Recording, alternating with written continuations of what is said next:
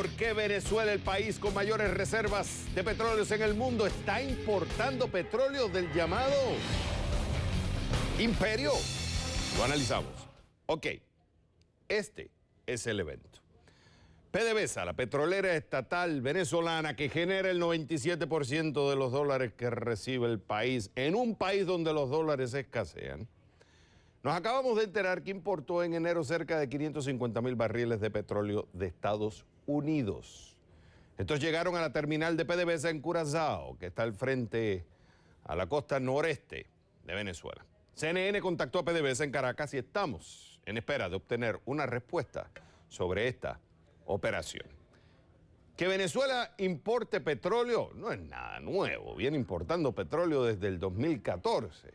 Pero ¿por qué sorprende el evento de que esté importando desde Estados Unidos? Tres manifestaciones detrás de este evento. La primera, manifestación de una crisis de producción. ¿Qué pasa? La mayoría de sus reservas son pesadas, lo que quiere decir que el petróleo es denso, lo que cuesta más procesarlo para hacerlo combustible. Pero también en Venezuela, en menor medida, hay petróleo ligero que se vende a un precio mayor porque no necesita tanto costo para lo que viene siendo refinarlo, como en el caso del petróleo pesado. ¿Y por qué un país que tiene reservas de petróleo ligero tiene que estar importando? La producción de ese petróleo ligero ha estado mermando. ¿Por qué? Falta de inversión en la explotación en los yacimientos, y la que se produce está para el combustible local que el venezolano paga regalado por estar subsidiado. La segunda manifestación de este evento muestra la crisis de liquidez en la petrolera. Cierto que Estados Unidos tiene un buen petróleo ligero, dicen los especialistas, no necesita Venezuela para poderlo mezclar con el pesado y así sacar más billetes. Además, Estados Unidos está más cerca, hace lógica, que por ejemplo estar yendo a Nigeria y Angola, como ha estado haciendo PDVSA. Entonces, es una compra comercialmente justificada, dicen los analistas. Pero también es cierto que la compra del petróleo la habría hecho con la subsidiaria Citgo en Estados Unidos, lo que tendría Citgo pasar el título de la compra a PDVSA y después a fin de año le resta ese costo en los dividendos que Citgo le tiene que pagar a PDVSA. Así entonces PDVSA no tendría que sacar efectivo que tanto necesita. Y la tercera manifestación de este evento es la dependencia de Venezuela en el petróleo estadounidense. Escucha esto. No solo el ingreso por petróleo depende en gran parte del consumo de nosotros, los norteamericanos, que estamos acá consumiendo petróleo, el 40% del petróleo venezolano viene acá, sino que las exportaciones de petróleo estadounidense y sus derivados a Venezuela han aumentado de 14,000 barriles por día a 76,000 barriles por día. Vamos con Jorge Piñón, de la Universidad de Texas. Jorge, es un gusto tenerte en el programa. Ok, gracias. Estas tres manifestaciones yo las puse porque tú mismo me avisaste de lo que estaba sucediendo y tú mismo me hiciste este análisis. Yo primero quiero preguntarte, ¿están correcta la forma como expuse las manifestaciones? Es totalmente correcto. Es decir, todo esto es como resultado por la falta de gestión de Venezuela de su Compañía Nacional de Petróleo, PDVSA. PDVSA ha sido totalmente politizada y no se está gestionando hoy como una verdadera compañía petrolera. La producción de crudos ligeros y crudos medianos, que como tú bien dices, ha estado bajando por los últimos años, es una producción madura principalmente en el área alrededor del lago Maracaibo, que necesita un alto mantenimiento. Su producción creciendo hoy en día es la producción de los crudos extrapesados, los cuales es necesario mezclarlos con los crudos ligeros, Javier, para poder comercializar, transportar y vender y exportar ese petróleo pesado.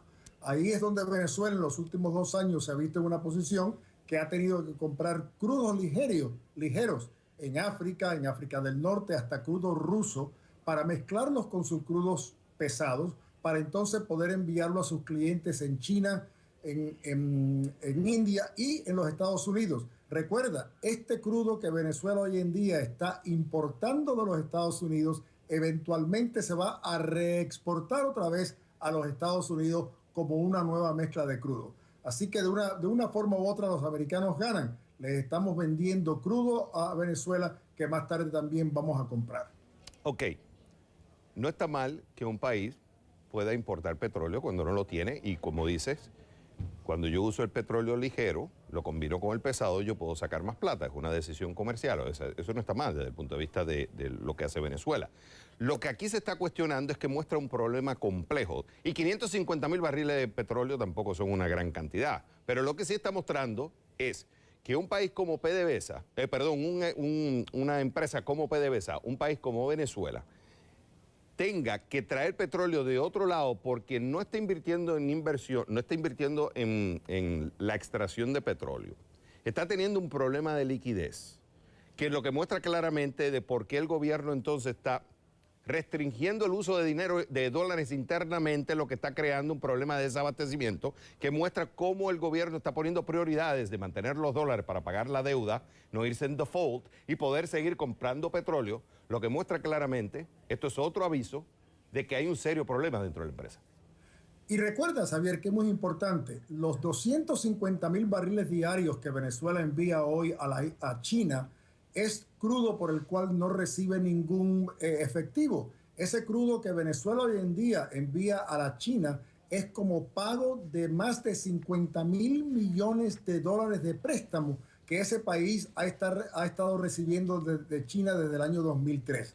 El único crudo que Venezuela exporta hoy en día por el cual recibe efectivo es el crudo que es exportado a India, su segundo mayor cliente, y a los Estados Unidos.